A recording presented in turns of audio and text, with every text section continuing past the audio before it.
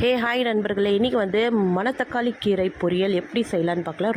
ரொம்ப ஈஸியான மெத்தடில் தான் செய்ய போகிறோம். அதுக்கு என்னென்னா, நான் வந்து ஆல்ரெடி கீரை வாங்கி கட் பண்ணி க்ளீன் பண்ணி எடுத்து வச்சுக்கிட்டேன். அதுக்கப்புறமா ஒரு 6 வெங்காயம் இல்லை 7 வெங்காயம் நல்லா பொடியாக கட் பண்ணி எடுத்து வச்சுக்கோங்க. அதுக்கப்புறமா ஒரு முழு பூண்டு உரித்து கட் பண்ணி எடுத்து வச்சுக்கோங்க. 2 பச்சை மிளகா போதும். காரம்லாம் இதுக்கு அவ்வளோவா வேணாம், இதுவே கரெக்டாக இருக்கும். மணத்தக்காளி கீரை கொஞ்சம் கசக்கும். நம்ம வெங்காயம் அதிகமாக போட்டதால் அந்த கசப்பு தன்மை கொஞ்சம் கம்மியாகிடும்.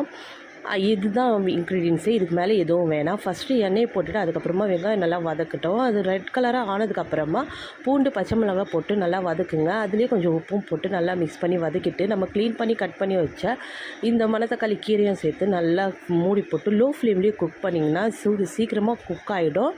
உப்பு கரெக்டாக ஆகிடும். நீங்கள் தண்ணியெல்லாம் இதுக்கு ஊற்ற தேவையில்லை. நீங்கள் இதே மாதிரி மெத்தட்லேயே செய்யுங்க. இது வந்து வயிற்று புண்ணு ஆறுறதுக்கும் தொண்டையில் ஏதாவது புண்ணாக இருந்தால் கூட இது வந்து சாப்பாடில் மிக்ஸ் பண்ணி சாப்பிட்டா சீக்கிரமாக சரியாயிடும்வாங்க. ட்ரை பண்ணி பாருங்கள்.